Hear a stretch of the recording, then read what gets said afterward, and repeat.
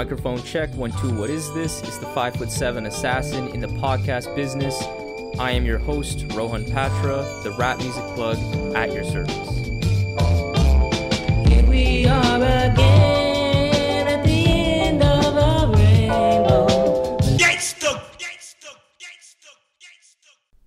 Over the years, as someone who's obsessed with music, I've observed a sort of left brain, right brain dynamic with many of the artists I've listened to closely. So in the context of music, I feel there is a side of music making that is left brain centered on structure, that is all about a thought out, intentional approach to chopping samples, arranging sounds, or crafting bars in a particular pattern, or creating cohesive albums with clear themes that connect track to track to track. But then there's also another side of music making that is fundamentally different. It's the right brain of music making, if you will, that is more intuitive, centered on the emotion, the soul, and the passion that underpins the order of the left brain's way of making music. And just like with humans, it's the same with artists. It's often those that can harness both of these sides of their minds in such a way that leads to some of the greatest music we've ever heard. Where you can get someone like a Dilla, who found a way to chop samples and position drums in such an ingenious new method, a new structure that was meticulous, but also came from a place of true soul and love, which you could hear in every soulful, buttery smooth beat that man made. Now that brings us to today's guest, Chicago's Skech185, member of the rap supergroup Tomorrow Kings, one half of War Church, someone who brings one of the most passionate rap deliveries you will ever hear, along with a carefully thought out approach to building rhymes and structuring his flow that is incredibly impressive. Skech's unique powers made his Backwoodz debut with Jeff Markey, He Left Nothing for the Swimback, an absolute home run and my current album of the year. So listen on to hear more about interesting stories related to Tomorrow Kings and Chicago rap, this new album, and how this special blend of meticulous lyrical craftsmanship and unmitigated passion came to be. The Rap Music Plug podcast presented by QLC TV is the remedy to the I don't have anything good to listen to problem. Through in-depth album and song reviews, as well as artist interviews and general rap commentary sprinkled in between on all of what the mainstream and underground rap scenes have to offer, this is your one-stop shop to knowing what to add to your queue, play next, or pop into your record player. Welcome to the show. Skech185, how you doing today, man? I'm doing well. I'm doing very well. Yeah, I'm happy to be here. That's great. I've been kind of going through it the past 24 hours, dealing with some personal stuff. But I have to say, like, conversations like this get me really excited and just make me feel better. So really, really appreciate you being here, for real. Man, I'm happy. I have been following what you've been doing at least for the last year or so. So it feels good to be here, man. I've enjoyed the podcast. Yeah. And you've talked to a few of my homies too, which definitely is appreciated. Yeah, I've definitely covered the gamut of Backwoodz. Like, I feel like I've spoken to almost everybody. I will get there soon. And yeah, really, I don't know. I'm just gonna say a couple little terms to you. I'm curious to know if you'll know where this came from. So I'm very happy to have the Ransom Note Collage King, Spelling Bee Champ of '98. Does any of that ring a bell? Yes. Yeah. Those are sick. Yeah, the Spelling Bee Champ '98. I used to say that at house parties. Like that was I just thought it was hilarious because I was in the spelling bee when I was in 8th grade.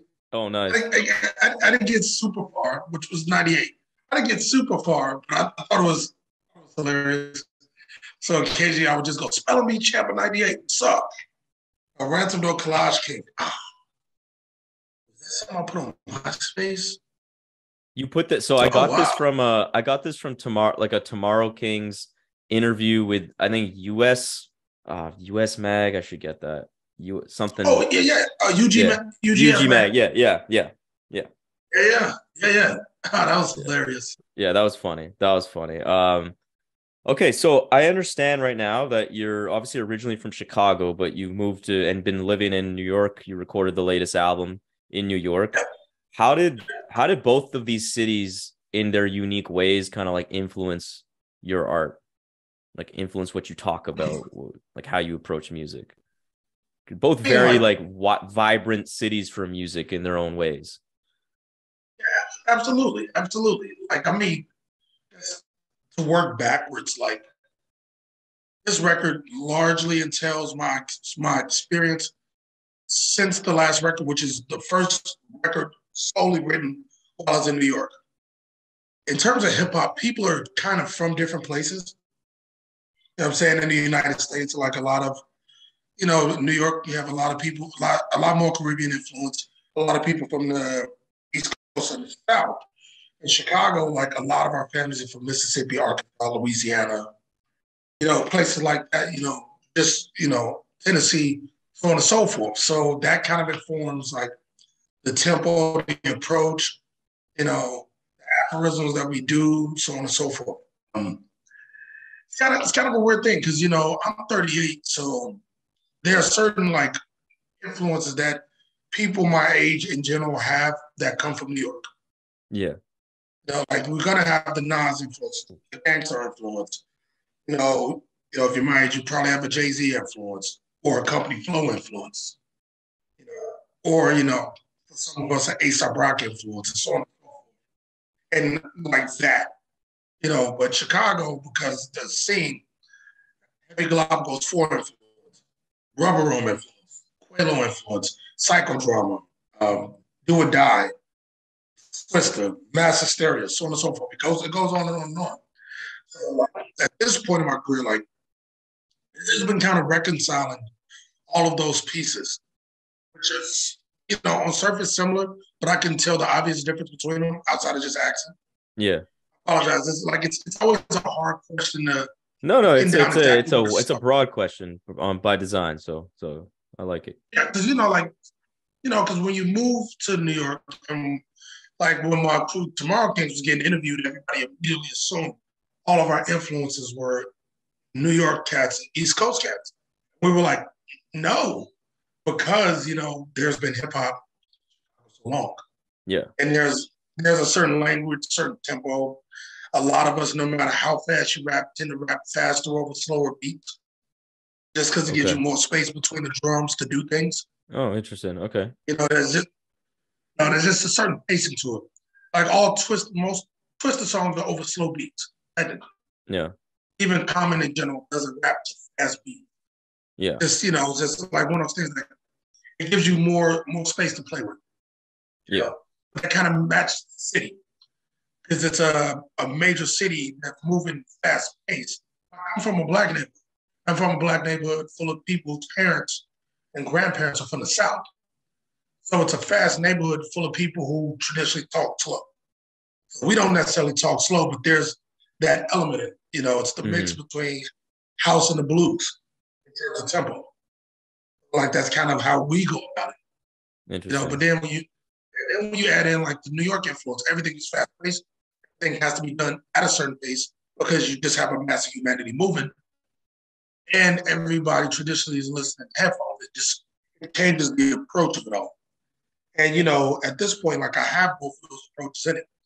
It's it's me kind of maintaining my Chicago-ness in certain respects at New York pace, if that makes any Yeah, sense. that does. That's interesting. Which one at this point in your career, I would imagine it's probably New York, but maybe not. Like, which part do you feel like you're pulling like most from your kind of Chicago influences or your New York influences these days? Chicago, without a doubt, not even debatable. Okay. No, not even remotely debatable. Thing is, I started rhyming and battling on the street when I was 14 years old. Going out on the street, getting destroyed, coming back, traveling all over the city, seeing people in ciphers, hopping off the bus. I got a brother the same age. He would tell people at his school that I was a better rapper, go to his high school, battle them, battle outside of shows. Started this at 14, 15 years old. I moved out of Chicago at age 29.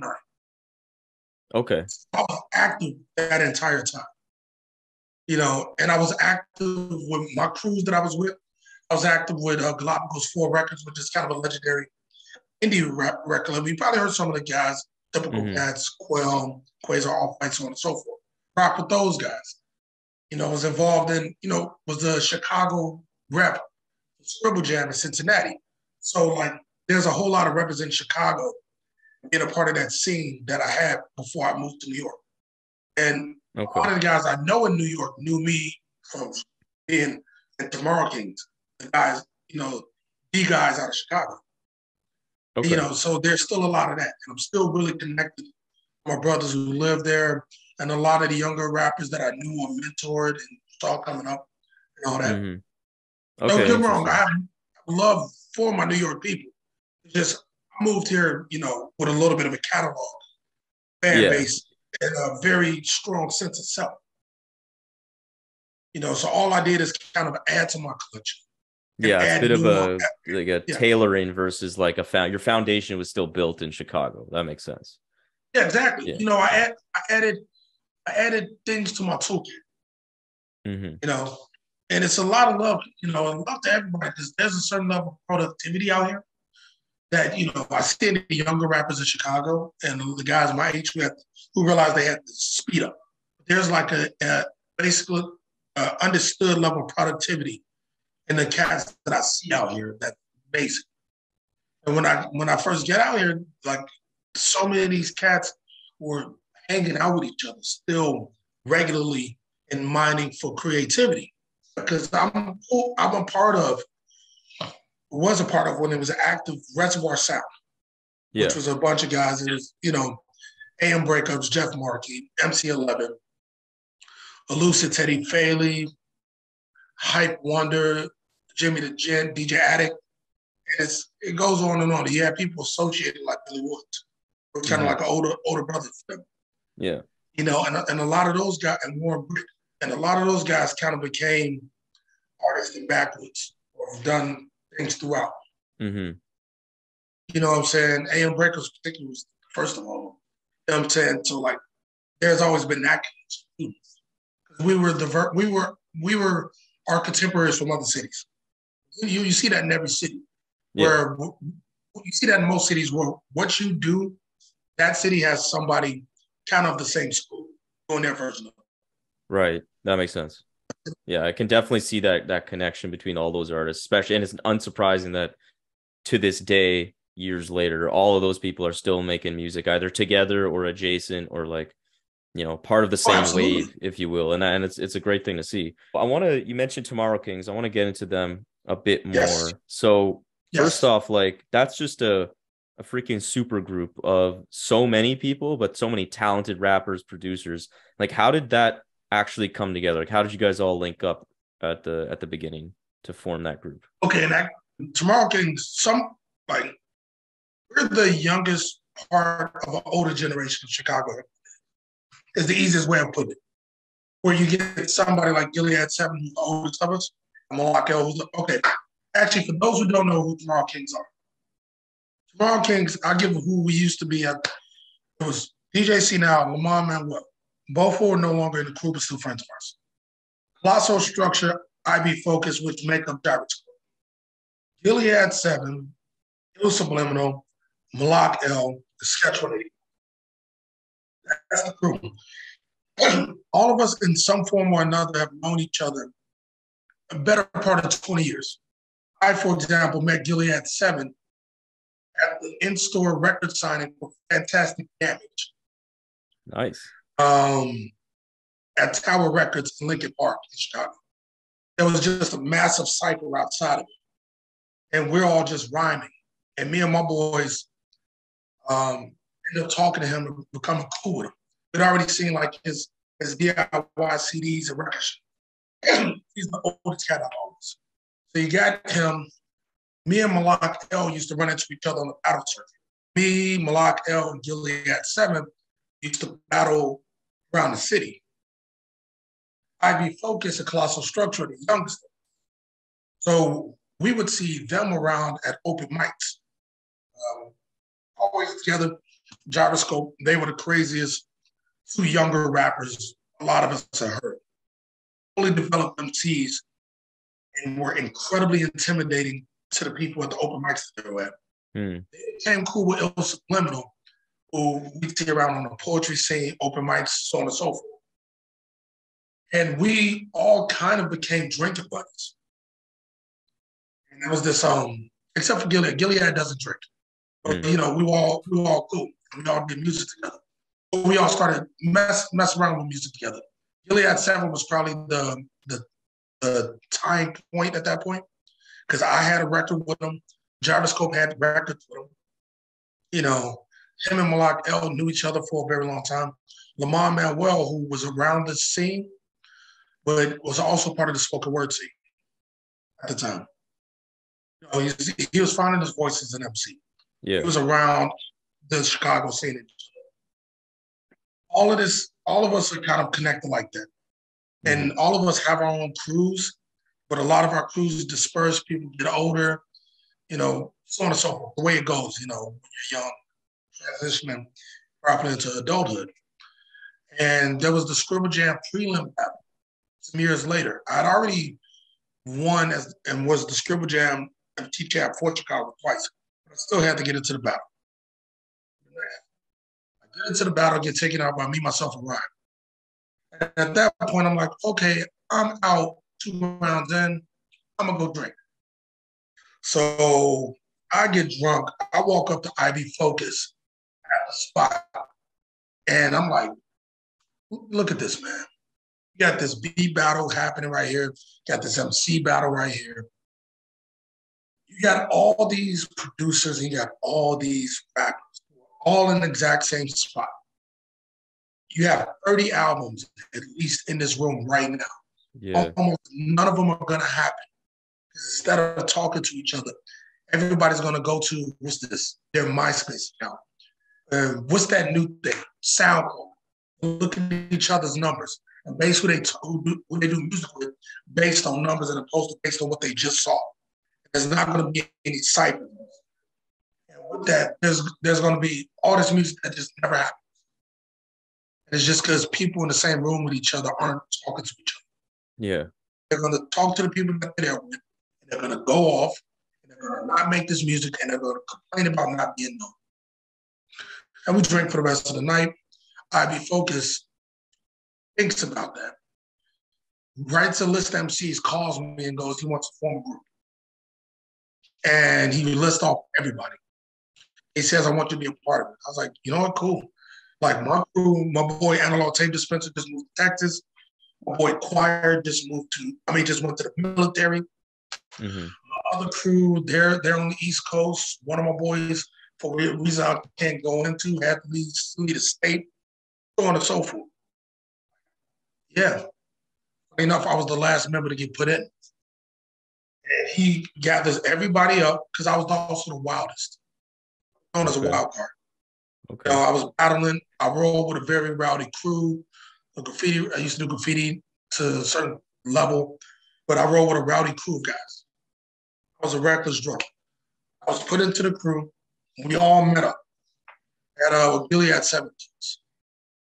And we met up, talked, and was just like, need a crew name.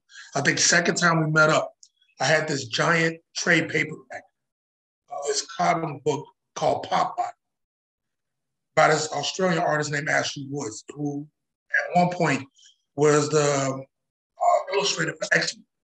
Did a run on X-Men. In it, there's this group of autistic, genetically engineered samurai called Tomorrow Kings.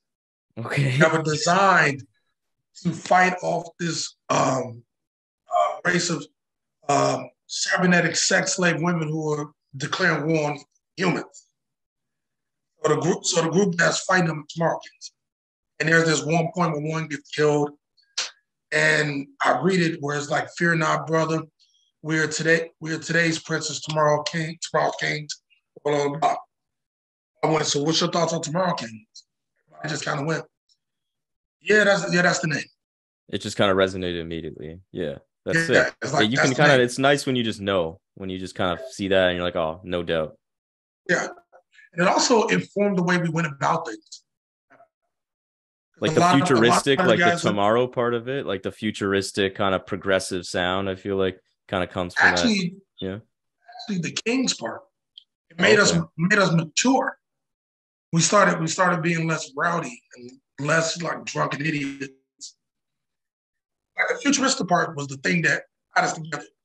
We were always like the odd man out in our squads.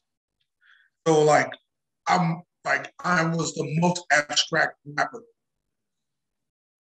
It's just like the one album that we all agreed upon was the Covain, like Walks. Hmm. The one record that we all agreed on, because it was probably for a lot of brothers I know, it's probably the most concise way of explaining what growing up in the hood was for most of us. Even if you weren't a part of the violence, you dealt with violence. Yeah. You don't have to shoot a gun for a bullet to fly past you or to hit you. And we all grew up back when there was still newsstands in our neighborhoods and Walgreens sold comic books. Most people I know, from my father, his brothers, down to us, read comic books. Most of us stopped. A lot of people stopped. But it was like comic books, trying to get girls, trying to be cool, trying to stay alive. Hmm. And like that kind of, with everything else, that kind of congealed into a few things. So Cold Vein, Funk Pressure Plus, Architect Technology, and Adrenaline Rush are like the albums that we all agreed on.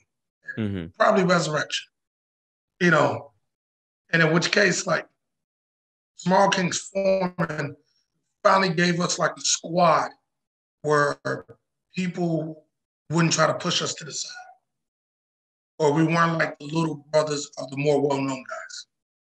We started doing shows, started doing a whole lot of shows for free and last minute shows where our friends were like, yo, so and so can't make it. They outperform. Okay. And we were doing all that. We were doing all that. Eventually stopped doing shows for free, which caused us to have to organize more. And because of that, we basically kind of built our set of the scene Yeah. and reached out to the younger rappers who were really dope, but were also getting that exact same treatment. You know what I'm saying? So in that respect, we kind of rebuilt a part of the Chicago underground scene. So what would you say is like the main kind of impact or influence you feel like Tomorrow Kings had on the scene in Chicago? I mean, some are trying to debate and they're all liars. So a lot of people got the styles from us. We used to have meetings every week from the time we started to when I left, 2014. Hmm. Tomorrow Kings has been approved just like 2009, 2010. So 2009, like 2014 when you left, that's what you're saying, right? Yeah, Yeah. Okay. still approved. But like in between that, I released New Age Middle Finger, Gunship Diplomacy, He Left Nothing for the Swim Back, Orphan Child of a Bastard Movement, and been a part of like half a dozen vinyl, probably 30, 40 guest appearances. One another. Hmm. Gilead Sevens released 10 projects. Travis Coast released like 5. Malak been all over the place. Those Subliminals released 4. At that point, LeBron's released 1, working on the second. We've all been on tour. We were the first guys to put money in Mick Jenkins' hands when he moved back to Chicago. We used to put on Joseph Chilliams and Saba and company would see us having our crew meetings. Mm. Our boy Slump Gang used to come in and sit in on our business meetings. When Def C came back from college, he would come in and see how we conducted the business. We show people how we did it. We talked to people about how to handle certain things. A lot of them mobilized and moved further than we did at the time, just because we gave them we did what the older cats didn't do for us. Mm-hmm. Set the When we were example. coming up, set the example. A lot of the older guys were so worried about clawing to the middle, make a career out of it, that they just would step in any of our ways, in certain respects, because they thought that we might be taking their light. It's a general thing that Chicago people dealt with it. Yeah, I've Dealt. heard that from like when I was talking to Green Slime as well as Def C, which is interesting because I think when I spoke to Slime, I had the remark of from an outsider as just someone who's observed like the music that's been made and kind of like the way I see Chicago cats interacting in over the past couple years, and I was like, oh, it seems like you guys really put on for each other. And he's like, that's funny you say that because that's not the reputation Chicago has. It was a very crab in the barrel, crab in the bucket mentality, which I think as people like you have started, at least maybe had major impact in terms of shifting that narrative a bit. Yeah. I appreciate that. It's one of those things where, like, for example, FC and Green Slime are in the same rap group. Mm-hmm. Did they talk there about that? Like, they're both in the group Sky Mob. I don't even know if they did that. I don't even know if they mentioned that in our, at least in our conversation. They're both in the same rap group. And that kind of started because they were all around the same poetry scene, same hip-hop scene. They're all around the same age. It was subliminal at one point after one of our shows just went up to him like, look, we're all running around getting drunk and high with each other. Y'all need to just squad up. And they thought about it, formed a squad. And they used to have a studio they ran. I think they still run stuff out of. Between them, Angelina, Solo 5, Trail the Shooter, Speedy Calhoun, Green Slime, C. I don't know if Wally West is still active. It was a lot. It was quite a few of them. Mm-hmm. It just kind of like took what we were doing and get their version of it. Yeah. And with that actually kind of forced doors open for them too. They look unified because they are. And, Mick Jenkins had his own situation, moving into adulthood. He was cool with Slime, and that opened the gates. Yeah. And the gang dudes are talented dudes that were also cool with Def C. Def C's from just directly west of the city. They're all from the west side. And, they were all a part of the same youth program that Chance the Rapper was in. Because Chance went to the same high school I went to, just older than him. And that school downtown is down the street from the biggest library where this guy, Brother Mike, rest in peace, who was a buddy of me and my crew, used to run a program. So all of those kids came up building with each other in a way that we did, because a big thing about Chicago things is that we all grew up in gang mentality. Everything we do is like street gangs in regards to, you're not one of our boys, so we don't rock with you like that. Mm-hmm. Because we all grew up around gangs. We that culture's been in Chicago since the 60s. So that's kind of how people behave. Part of it's crabs in a bucket. Part of it is I don't know you if I'm elsewhere, so I'm going to treat you like an enemy. Yeah. Because I can't trust you. And for the younger guys, a lot of them broke down that barrier, which is cool. But in general, like, even when I get back, I'm going to probably have some uncomfortable conversation with an older dude, a dude around my age. Who's going to be mad if my show is selling more tickets than this. Common didn't put on anybody in Chicago. He's admitted it before. Common got his deal when he was in Florida. He was kind of a part of the scene, but he was a teenager. And he went to college, got signed, and his life went like that. Kanye worked with a certain set of guys, but he got put on with Rockefeller. When he moved to Jersey to get closer, he didn't. Yeah. He stopped working with a lot of dudes he was working with.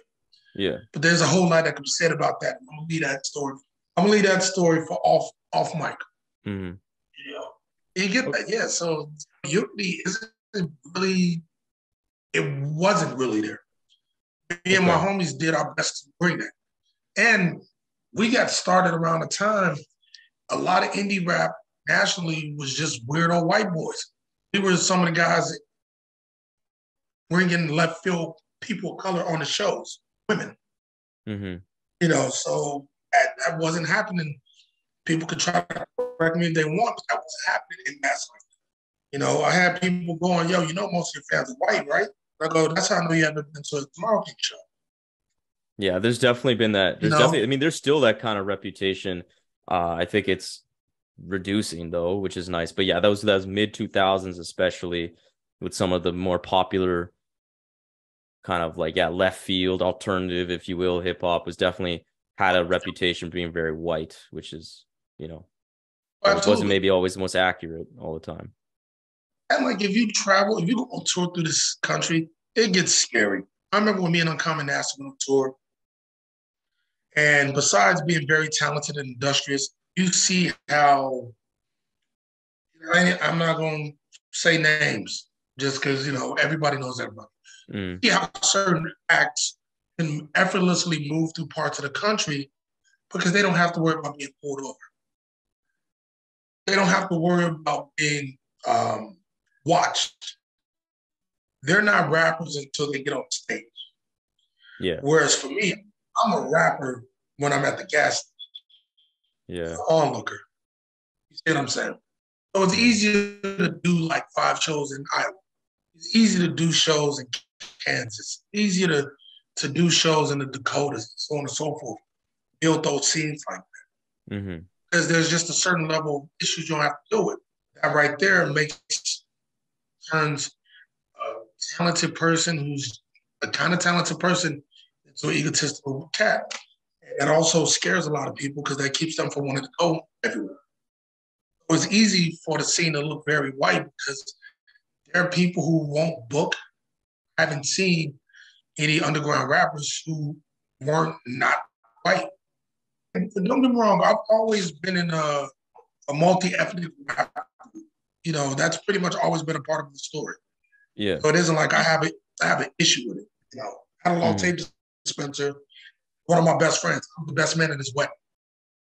that's Me sick. and Geoff Markey just did it right. Yeah, I'm saying so like things like that has never really been an issue. yeah. So I want to move to your rapping, kind of your very unique rap style that anybody who listens to your music will pick up quick. Like when I think about the way you rap, I feel like the term scorched earth comes to mind. Like there's no half-assing with you. There's no bullshit. Like it's just you go Absolutely. all out. And I feel like there's like a frantic urgency that is very unique, like really unlike anything I've heard of. And it's not like it's also what I like. It's not just like vapid energy, if that makes sense. Like a lot of other artists Yes. can have a really intense delivery, and that's great, but the lyrics and like what they're saying, they don't really hold much weight or significance. But with you, I feel like it's both. Like it's very passionate and emotional, but also there's like you're saying real thoughts, like real lived experience. So I feel like the way you write, I would imagine, and the way you record, I imagine it might be potentially like a difficult process. Like I feel like the way I interpret it, it feels like you have to get to a certain place to rap about the things you're saying and the way you're saying it, and that might take a lot out of you. So like how is the writing and recording process for you? Ooh, okay. I mean, like in terms of the writing, like the style, like the particular style I have, I've been internet since I was like 15, 16. When 16? You Okay. know, like, like just very word heavy, very frantic. That at that point I only had so much lived experience. You know, but then like at 19, me and my boy Choir, who I shot on up to speed, decided to develop a rap style where we put words together in unpleasant ways. Because when you're rapping fast, you tend to put the syllables together a certain way, so you can kind of do a drum march like the. That's cool, but that will sometimes affect what word to use. It can sometimes make them rudimentary. It sometimes make you use a word that just rhymes, which we thought was lame. Yeah. So we would come up with the thought, and and go, man, this is too long for the bar. We need to edit it. And we went, no, just say it faster. That's So so instead of cool. yeah, so instead of like editing this really labored over thought, make it fit, we just said it faster. Little by little, we figured out the ways to, you know, we figured out the breath counts and such to be able to do it. Then little by little, we started making difficult word combinations. While once we learned how to do that, and we decided that we were going to have a style that was so particular that if you would have imitated, we would know you got it from us because we use word combinations that shouldn't go together in order to, just to shift it. And that's just on the technique part. To the emotional part, like my older sister was a big influence on me, really heavy into the Ghetto Boys and Scarface. Okay. So that I can see that. I can see that influence of Scarface, like one of the OGs when it came to speaking on really emotional topics with like a certain tact. Yeah. Yeah, and when you're young, it don't matter whether you grew up in the hood, conspiracy theories, heartbreak, being a dope MC are what you're gonna probably talk about. You can talk about like life in the streets, that's cool. But you're 19, 17, you're 19. You don't know shit. Like, you might know stress, but you know stress as a 17, 19-year-old. So that's what you talk about. You do wild out punchlines. I still do them. So on and so forth. And as I got older, a lot of what made Scarface, for example, special started to seep into it. Where like I just figured like I needed to, while I'm doing all this, say important things that stick.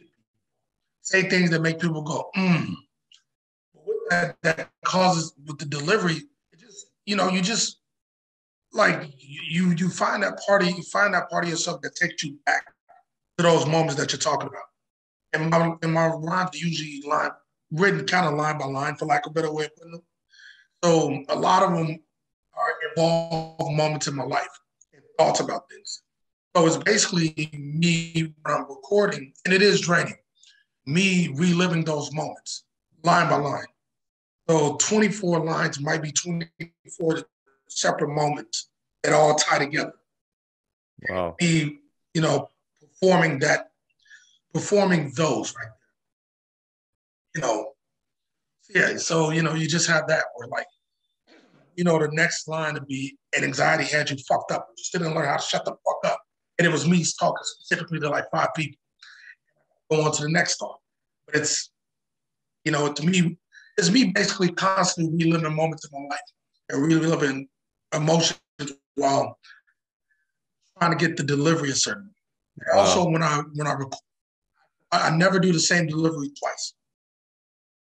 I do them similarly, but it's like I always treat it like a jazz musician playing a song. Yeah, I totally see that. Yeah. Yeah, you're never gonna get the exact one-to-one song, but you will always know that it's the same song. It's like one of my favorites, My Funny Valentine, the Miles Davis version.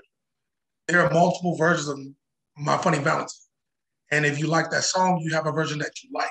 But no matter what, you always know what song it is. And that's how I treat my recording.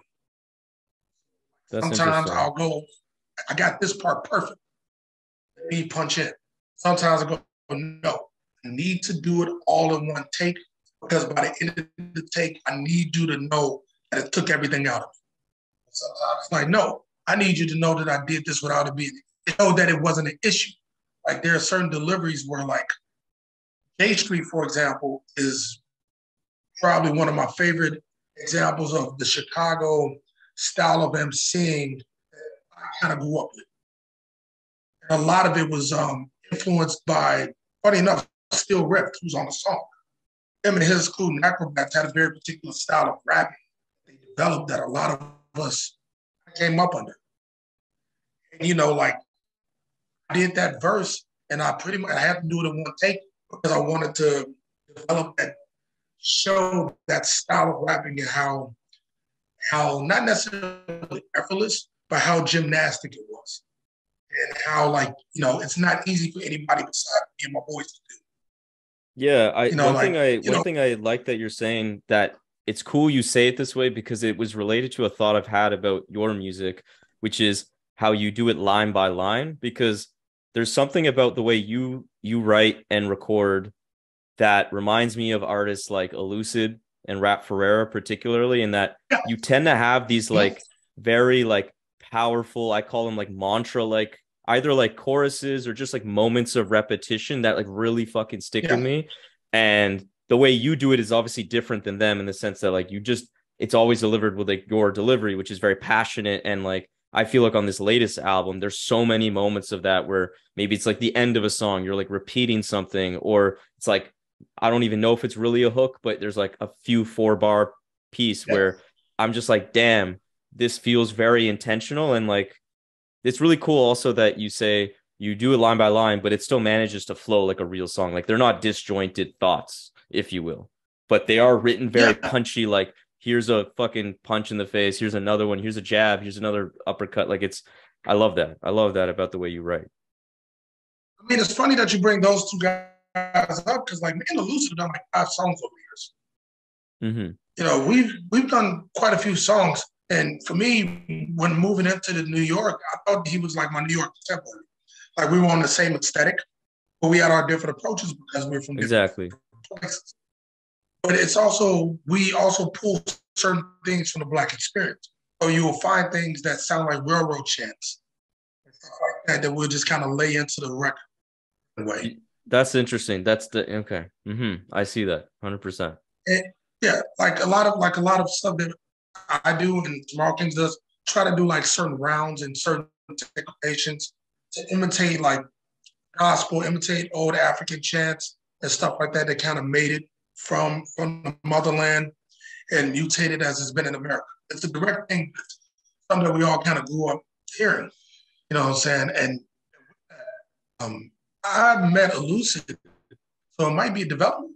I met Elucid 10 years ago, 10, 11 years ago, in person when I did one of my first shows in New York, going by AM Breakers. And this one is when they were finishing the Cole Favorite record. Oh, okay, nice. So I was hearing Cole Favorite joints and Elucid's old mixtape, and they were hearing early Tomorrow Kings. Well, early version of the Tomorrow Kings record and New Age Middle Finger, my first record. First show I did in New York, side story, me and Billy Woods traded copies of New Age Middle Finger for History Will Absolve Me. Mm. You know what I'm saying? Like, it's, you know, so there's always been that connection, you know, there. Rap Ferreira, I've known Rory since he was 19. Oh, I didn't know that. 18, 19. His first record on Hellfire Club, Things That Happen at Night. The things that happen at night, things that happen at day, the things that happen at night side. Yeah, it's analog tape dispenser. So, yeah. Yeah. Oh, that And makes we sense. were Now the working- connection we- makes sense. Yeah. Yeah.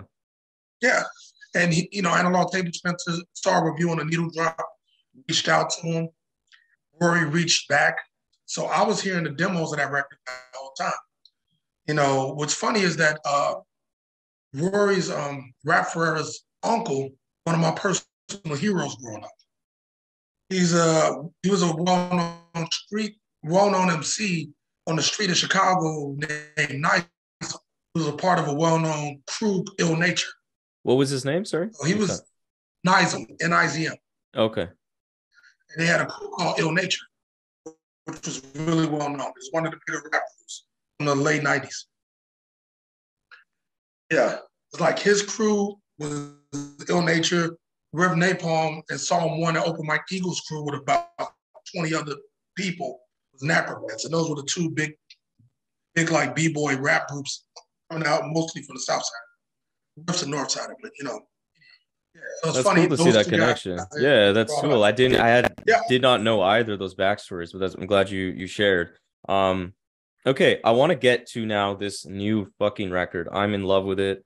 I feel like so many people are just raving over it. Even the expectations, I thought people would love it, but like I feel like people are like even more blown away than I expected. So that's fantastic.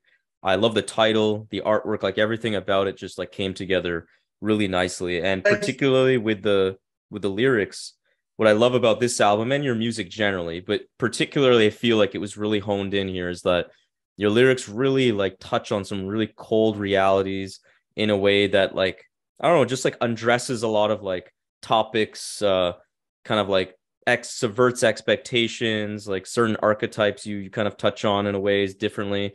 And like you kind of described the way you write, it makes perfect sense. This thought I have with this record is that it just, you make a lot of big statements in very punchy one-liners, two-liners. So what were some particular messages that you were hoping to convey with this latest album? Okay, so around the time I first started writing the record, I was having some health issues that I'm gonna probably have for the rest of my life. But I found out about them then. I thought it was far more serious then. I thought I had cancer. Come to find out that wasn't the case. Sorry, you With said you that, thought you had cancer? yes, Oh, wow. come to find out that wasn't the case. But with that, I had a moment where I was like, man, this could be the last record I ever write. So let me get a few things out of my let me get a few things off of my mind, you know.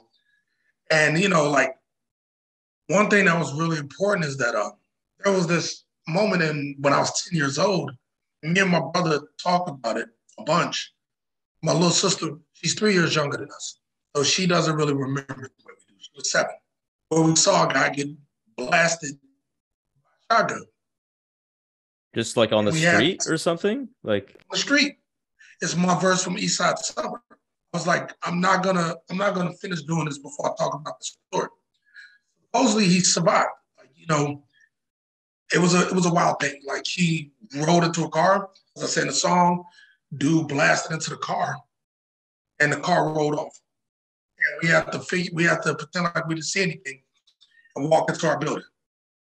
wow. We had to cover my little sister because if he aimed over, we couldn't let our little sister get killed. We take the bullets for her. I'm saying that's a weird thought to have as a 10-year-old.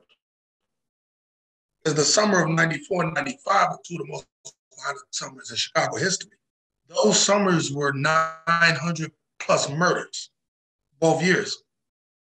And the part of the city that I was living in at the time was one of the most violent parts of the city, period. The nickname for it still is Terror Town. Wow. It's right across the tracks from where my father grew up. And, I saw a dude get jumped by 20 guys for his Jordans, just waiting on the street.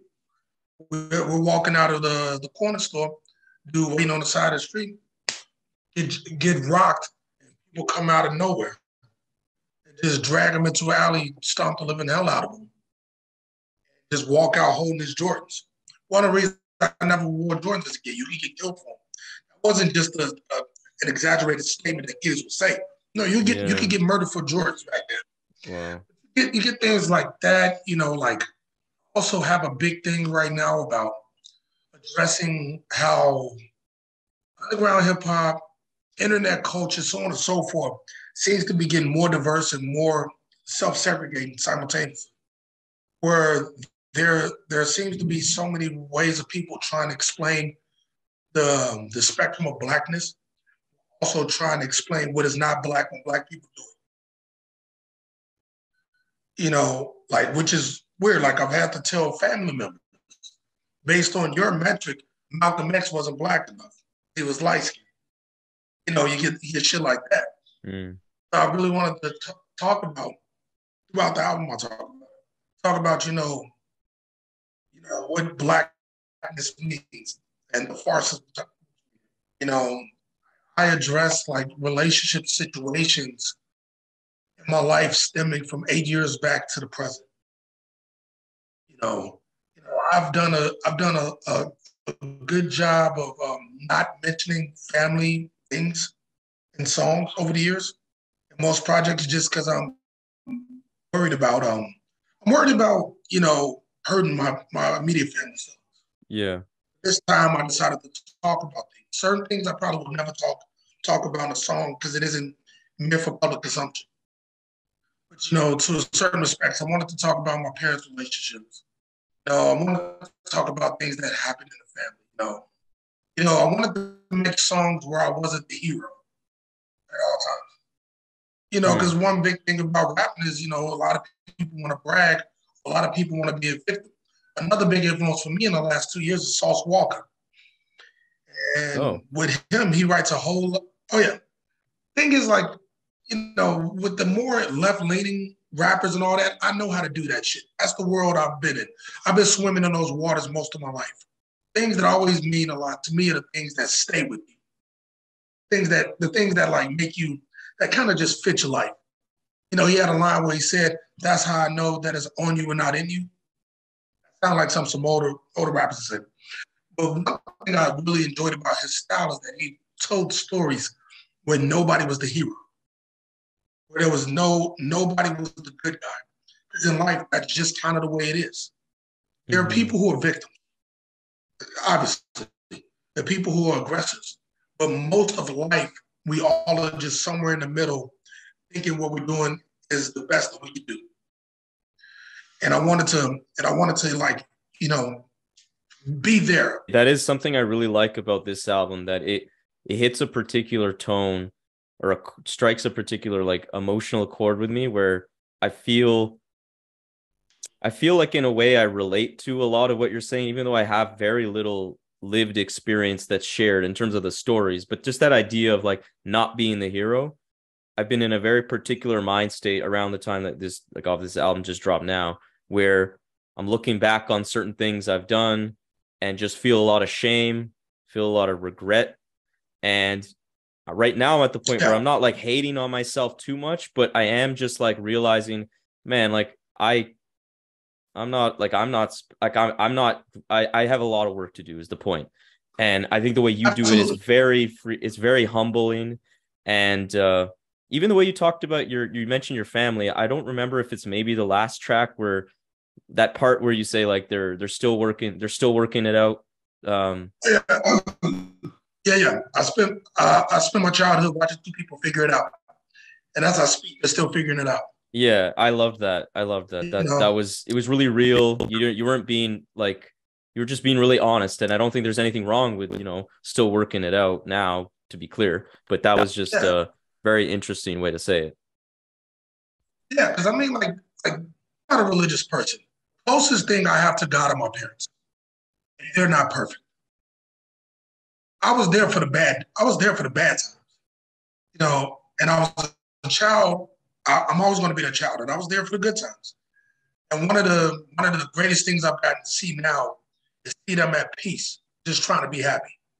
Mm-hmm. These are people that have known each other since the late '70s. You know what I'm saying? And and that right there kind of does a lot.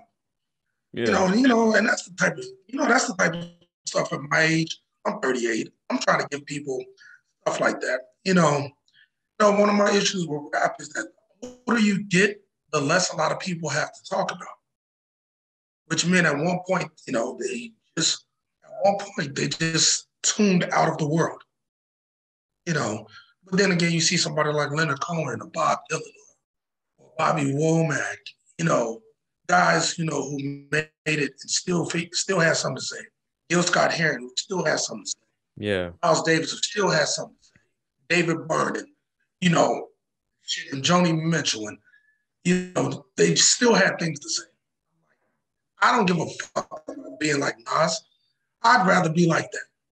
Yeah. I'd rather be 80 years old saying something that I couldn't say when I was 23. It's that wisdom. Yeah. Yeah, because that's the thing. That's, when you have more lived experience, you should be able to speak like it. There's something beautiful about that. Yeah. Something important about it. 100%. And one thing also, like, I wanted to ask you about is like, one, like, I have to just say, this is my current, I mean, it's what is it, Feb 4th? It's my current album of the year. It's been like a month, but I mean, I have to say that it's Oh, just wow, been thank you. amazing. And one thing I really like about it is that it's very exhilarating, but in a particular way, where I feel like the way it starts off, it's probably the most high energy and aggressive it is at any point in the record, those first few songs. But then by the end of it, and especially that last song, you get to a very like sobering, calmer, more and like very just like emotional note to end the album. It feels like a journey. And then it makes me, as I was kind of thinking about that thought, it reminded me of the title and also the title of a lot of these songs. And I was wondering if there was like what the significance of these references to directions that show up in the song titles. Like, are you trying to like bring people on a journey? Because like the Western automatic music, there's something Eastern, I believe. I'm forgetting the titles, but East I don't Side know if Summer. yeah, is there like and I was also thinking like East, West, like Chicago, Midwest, New York, East. Oh, What was the wow. significance to all of I like didn't even the, consider that. okay, because I thought there was some kind of idea, some kind of journey you're trying to take us on there. No, I mean there is a journey, so to speak. Like I don't want you to be the same person by the end of I don't want you to feel the same way in the beginning of the record that you did by the end of it. In certain respects, I want you to be just as tired as I am, or just as like just you went through all the emotions the same way I have. You Mm. know, East Side Summer, like Western Automatic Music is the name of an old jukebox in Chicago. It's a jukebox. Jukebox, like Okay. put a quarter in, Okay. play a song. My parents moved to a new house in a neighborhood that I didn't grow up in, and I was visiting a couple years ago, and we were driving down Western Avenue, which is the longest street in Chicago, and there was a old abandoned building that said Western Automatic Music. And I was like, that's crazy. And immediately I thought about automatic writing. You know, you put your pen to the paper, automatic drawing. You just write without thinking. And Hmm. when I thought Western automatic music, I was like, so Western automatic music is what Americans do, the music Americans do without thinking hard about it. It's the music that's subconsciously there, which to me is the blues. What a blues kind of crystallizes like folk, like American folk music in certain respects. But the blues is also the basis of a lot of American music. Yeah. And 100%. Metro blues comes from Chicago, and Delta blues, for example, comes from the part of Mississippi my father's family's from. So when I saw Western automatic music, for me, I was like, just like, okay, how do I make a song or songs that kind of describe the feelings of what the blues is? Not talking about the genre of music per se, what creates the thoughts on the blues. You have that East Side Summer, the southeast side of Chicago. Depending on your age, you might call it the East Side. I call it the East Side. Other people call it the Southeast. That's where my pops grew up. That's where Chance is from, Kanye's from, Common's from, Gyroscope's from. It was gigantic. It's a huge part of the city. It leads directly in Indiana. East Side Summer is probably, in my opinion, one of the most Chicago songs you can find from anywhere. Because it's something that, honestly, I love that people are enjoying it. But it's a different thing when you're from Chicago, you hear it, because there's just a whole lot of shit that doesn't make sense until until you talk to somebody from there, Mm. which I think is great. Yeah, that's cool. It's something And for you just, guys, like, yeah. yeah, because it's like listening to New York NY, and you hearing terms that mean nothing else, like ass betting. It's just like, it just makes no sense. I heard that for years. And I didn't find out what that meant 2 years ago. It means like betting on your ass. It's making a bet that you can't cover. Hmm. I learned that at age 36. First time I remember hearing that was on Benny Siegel's song Die, or something from that era. You know what I'm saying? Feel like that. So it felt good to do a song that was that geographically specific. That's You cool. know, J Street. I was on my way to my favorite vegan sandwich shop that just happens to be in Dumbo near J Street. Mm. And I was dealing with a couple weird relationships at that time. And just combine those, some stories some friends of mine told me. And I grabbed two of my homies that always had something to say about love, put them on the track. More or less, like, the record kind of takes you through the conversations I've had since 2016. A whole lot of reflecting, quite a bit of apologizing. Mm. Badly Drawn Hero was actually started out as an apology to Sage the 64th Wonder, Def C, and a few other guys who I, felt like I was a big brother to, going that I should have done more. I should be in a different position. I apologize that I was the guy that you chose to get advice from, and that's how it started. You know, That's kind of great. developed from there. Yeah, I just love the way you put this album together. Yeah, because it really brings you into particular moments in a very vivid way. And that also brings me to the sound of this record. So obviously, through your work with Tomorrow Kings, Analog Tape Dispenser, you've definitely had a tendency to rhyme over like a progressive sound that's experimental, sometimes even like abrasive. And with this album, I found it interesting because they're like especially with Geoff's last record he dropped just last month, Sports and Leisure. That one, I know he particularly, like in the description of that record, he said he wanted to make something that was a little more like closer to normal rap beats. I think that's how he put it on that album. Yet with this collaboration, Yes. he's drawing from jazz, electronic music, traditional hip hop in a very experimental way that I loved. And I think it's like noisy yet oddly beautiful, like at the same time. So my question for you is like, why do you feel more comfortable rapping over this kind of like progressive type sound, and why did you want to pair up with Geoff particularly to make this record? I prefer weird beats that are rooted in the things that make me love hip hop. Not, but the things that make me love hip hop isn't necessarily a certain sound. It's a certain feeling that you get when the song comes on. There's a certain feeling I get when It Ain't Hard to Tell comes on. There's a certain feeling I get when, Raspberry Fields comes on, Resurrection comes on. I chase that feeling. And certain songs, you hear it and it gives you that feeling.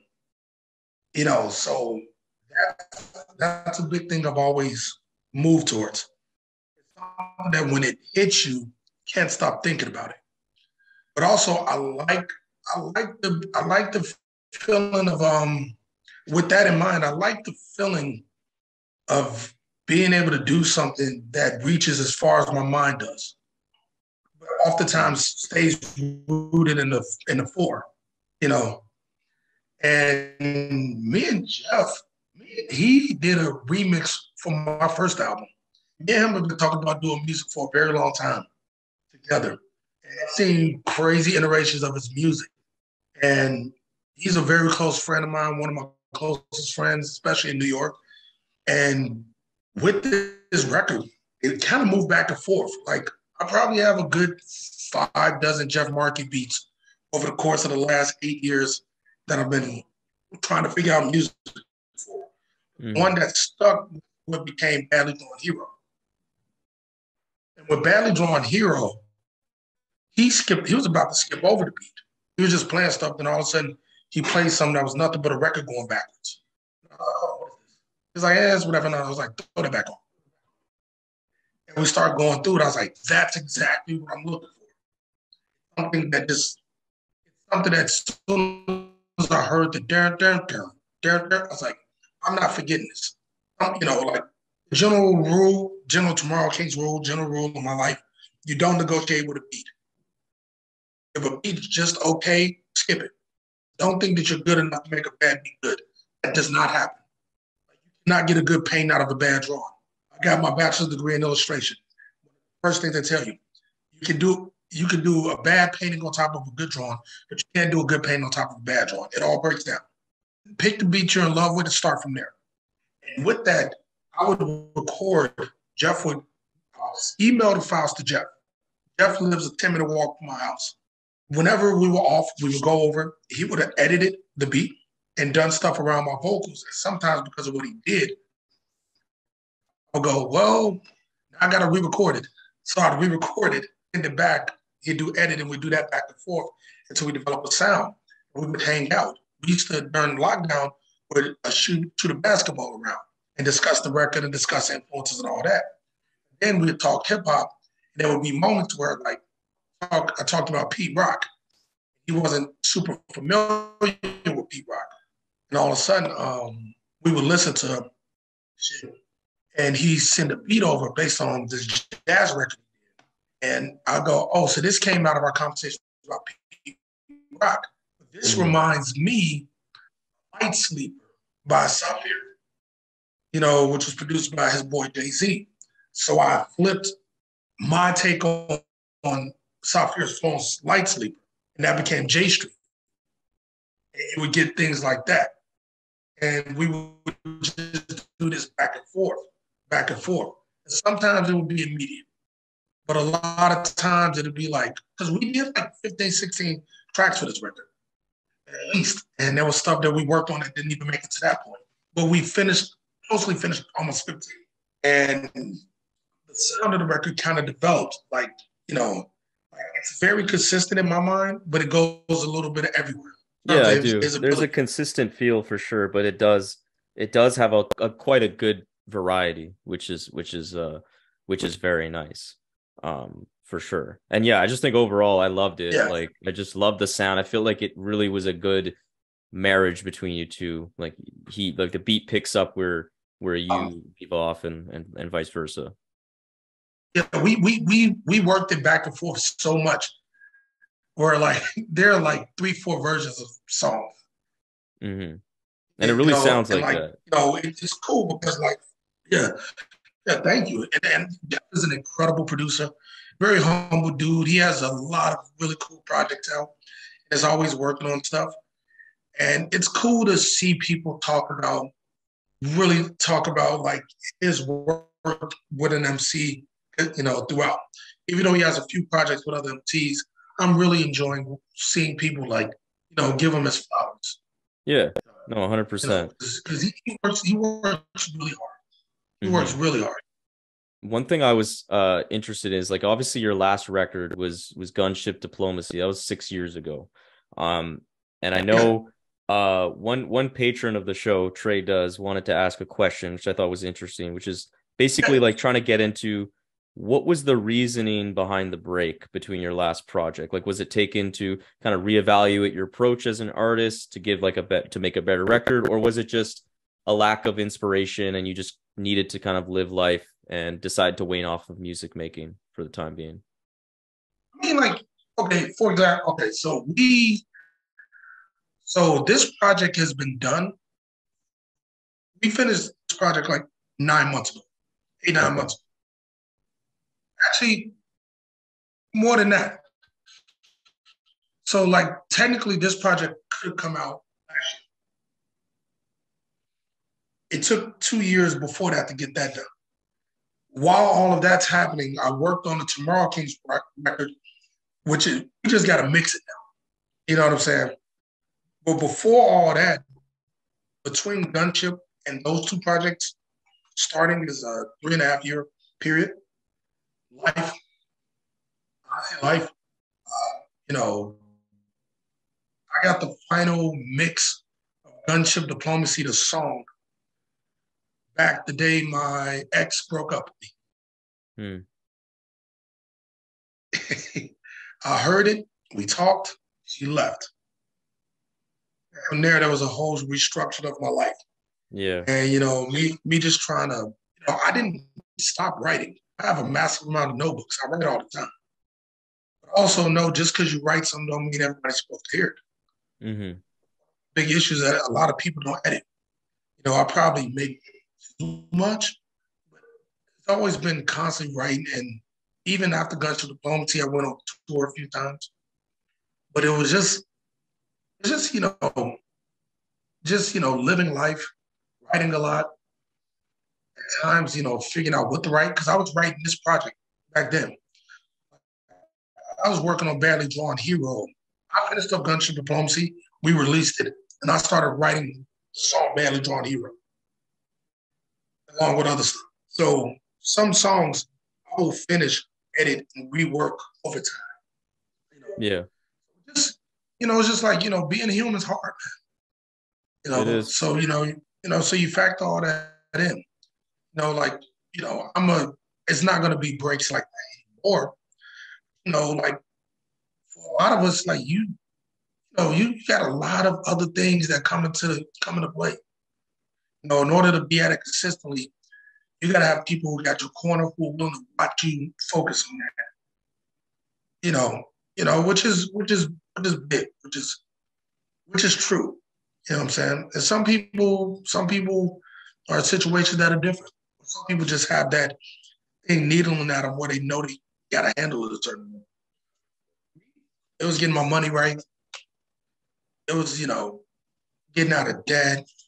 It was, I work I work as a craft cocktail bartender. It was me dealing with that world. You know what I'm saying? And just a lot of that. It wasn't laziness. Yeah. The only thing that did happen for like 6 months is I was mentally drained. Because like with this project included, every project I do is between 7,000 to 8,000 words. So at this point, I'm like, almost 25,000 words of rap lyrics. Mm-hmm. You know what I'm saying? Which is a lot of thoughts. Especially how you write too. Maybe for somebody else. Yeah, I mean, especially how you write, you're telling me like it takes a lot out of you, like you said. So it's I can imagine that will be mentally draining. Like that's exactly how I would think it would feel, honestly. Oh, absolutely. Absolutely. Like I used to write every day, and I would write until I was mentally shot. I would edit until I was mentally shot, then go to work. Mm. And tough. I worked till 4 a.m., 5 a.m. and wake up, work out, right? I'm mentally shot, and go to work. Or try to be somebody's friend, the same way everybody else does. Mm-hmm. And everybody treats the same 24 hours differently. That's kind of how I treated mine. Thank you, Trey, for that question. Yeah. And another question that's definitely related to something I wanted to ask is obviously this is released on Backwoodz. And so like Geoff Rhine, patron of the show, wanted to ask, like, how did the decision to release this on Backwoodz really come about? And what, if anything, is special about like the experience working with this Backwoodz crew for this album? Okay, so I mean, I've always been in the periphery of Backwoodz. Yeah. You know what I'm saying? Because I've known Woods through breakups for quite a bit of time. And there's always been mutual respect there. One thing that I appreciate that, upon reflection I saw is that Billy Woods very particularly, Willie Green too, but a lot of guys always figured out a way to keep me in the loop. Because they always wanted to work. They always believed, which I appreciate. Especially seeing that I'm coming from another city. You know what I'm saying? When there was always that love. And I was a fan of Woods and Superfly Crime Brothers. And just the way it works, like all my homies were working with them, and we just kept working with each other. And me and Geoff were working, and him and Woods are close friends. For a while, I was like, "Yo, when are you gonna do something for Backwoodz? When are you gonna do something for Backwoodz?" Mm-hmm. And he's like, "Oh no." And Woods started getting on him about it. And started working on the record. And when I was looking at it, I was like, I think this one might make sense. And I was talking to Woods some years back on the phone. I was just like, a couple years back on the phone. Me and Geoff were in the middle of the process. I was like, yo, man, I might have a few records for you. If it makes sense for Backwoodz. He's like, I'm a fan of yours. Just keep me in the loop when it's time. And just kind of, because we were always around each other, he finally started hearing some of the records. And it started to make sense. And he actually started doing some suggestions. And we weren't signed at it. The song Up to Speed is a Billy Wood suggestion, to be real. Nice. Like, there are two songs that are going to come out that didn't make the record. He gave me a really respectful and good suggestion about them. And he's like, yeah, I think you just need one more high energy record. And I'm very careful. I don't really take a lot of people's advice on my music, but I'm like, man, this man is making great music, and don't be smarter than the truth. So I thought about it. I was like, you know what? We are working on something for a follow-up, because me and Geoff are working on a follow-up now. Oh, okay. Do that in. And, and over the course of me working on it with Still Tip Dub and all that, because he works closely with Backwoodz Camp, it started to make sense.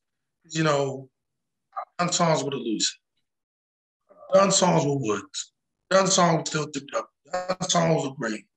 Woods signed my little brother Def C. My Tomorrow Kings members, Gyroscope, have been on Backwoodz releases, been on Castro's. You know, years back, Woods told me that there was this secret album that they were working on called Paraffin, and I was going to get on Against the Parents. And, you know, and he was like, write something aggressive and heartfelt. And that's what I wrote that. And, you know, at one point when you put it all together, it's just like, it just makes sense. So when he heard the record, he's like, yeah, I'm down.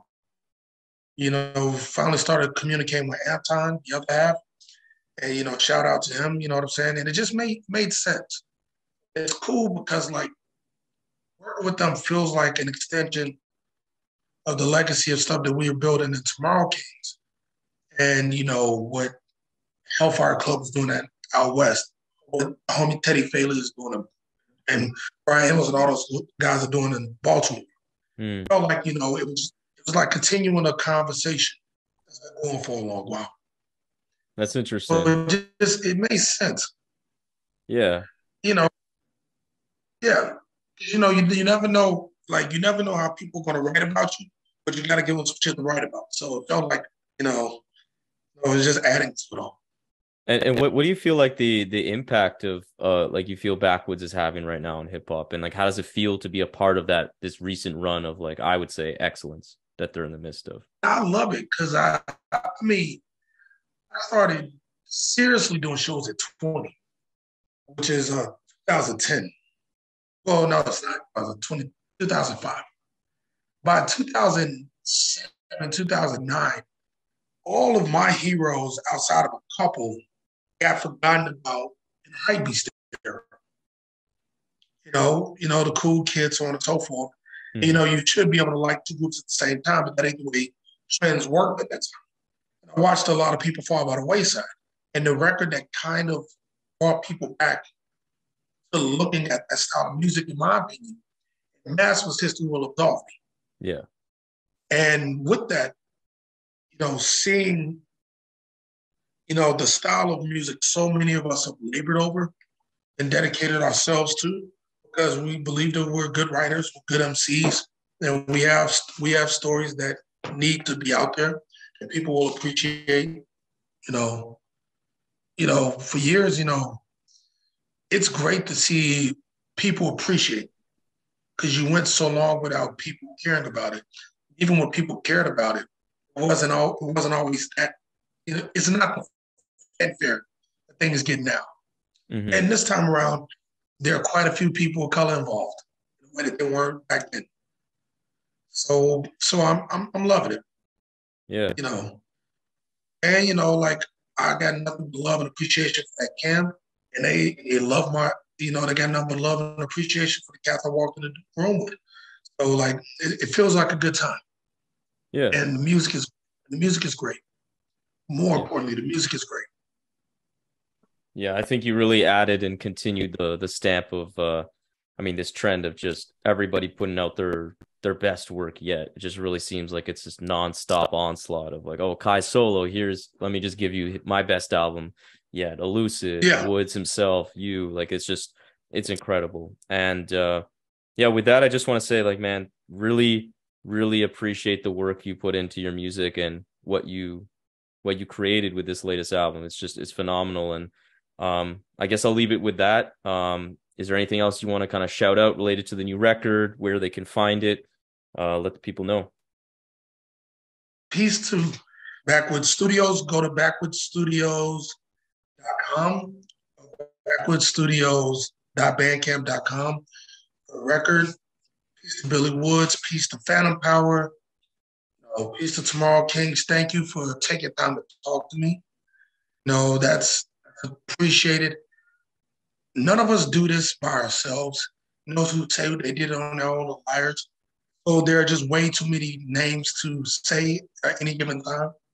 So, thank you for everybody that actually gave a fuck.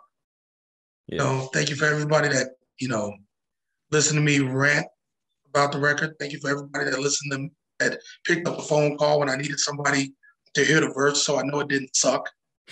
You know, more than anybody, thank you to Geoff Markey for actually wanting to do this. You know, I could keep going, but I'm gonna leave it at that, man. All right. Well, Yeah. thank you for your time. Hope you keep enjoying and bask in the kind of reception that this album's getting, because it's been great. Thank you so much. Most definitely. All right, cool. Peace. Peace. So there we have it, another episode of the Rap Music Plug podcast presented by QLC TV. I hope this episode gave you some new perspectives and insights into what the greatest art form known to man in hip-hop music has to offer. If you want to support the show in the most meaningful way possible, it would be my absolute honor to have you as a patron in the new Rap Music Plug podcast Patreon. Through this Patreon, you will be getting exclusive content such as bonus episodes, exclusive album recommendations, exclusive playlists, early access to episodes, and more.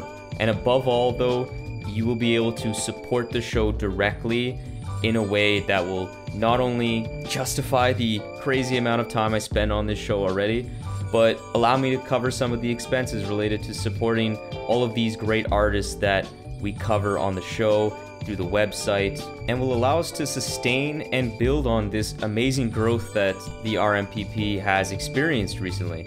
So if you have any questions about any of the Patreon stuff, or just want to keep tabs on the show, interact with me on rap music and all the great stuff that we can talk about, follow me on Twitter and Instagram at rapmusicplugpod, or shoot me an email at qlctv.podcast@gmail.com. You can also rate and review the show on Apple Podcasts and subscribe on YouTube and Spotify as well. But that's enough self-promotion for this episode. I hope you enjoyed it. Peace.